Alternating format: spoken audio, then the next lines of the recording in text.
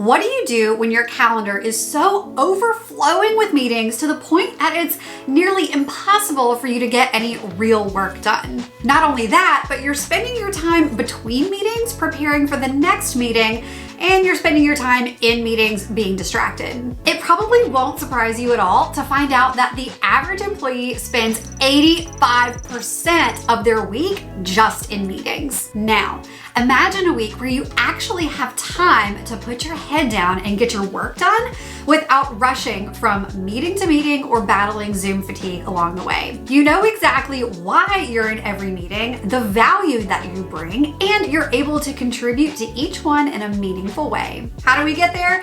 It starts with a meeting audit. And in this video, I'm going to show you exactly how to conduct a meeting audit so you can wrap your head around how you're spending time in all of those meetings and determine what can stay and what needs to go. Hey there, I'm Anna from Clockwise, your time management coach here, sharing the best tools and tricks so that you can make time for what matters during your busy workday. Let's dive into the step-by-step of how to conduct a meeting audit. Step 1. Find a typical week in your calendar. Look for a somewhat recent week that doesn't have anything out of the ordinary, like a holiday or a vacation. If you don't typically travel for work or attend conferences regularly, make sure that your week is clear of those as well. You're just looking for your version of a normal week. You might even want to pull 2 weeks in a row just to get a crystal clear bird's eye view of where your time is going. And then once you've chosen your week or your 2 weeks, print it out. Yes, on actual paper, or save it to a PDF that you can mark up, because we're about to get messy. Step 2, grab a pen, because now it's time to rate each of the meetings on your calendar using a scale of 1 to 5. Here's how this works. Starting with number 1, these are your most important meetings. These are mission critical meetings that you have little to no control over when they happen. Typically this looks like board meetings or all staff meetings. These are the meetings that just aren't going anywhere. Now we're gonna give a 2 to the meetings that are critical to your job and no one else can do them for you. Typical examples look like one-on-ones with your team. Next up, we're gonna give a 3 to those meetings on your calendar that someone needs to attend, but it doesn't necessarily have to be you.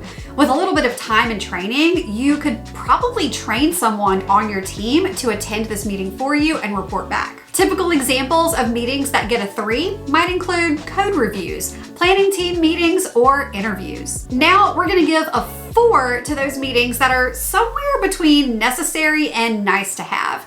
A good example of a 4 meeting is a cross-functional one-on-one. And finally, we're gonna give a 5 to the meetings that don't have a real impact on your job or your responsibilities.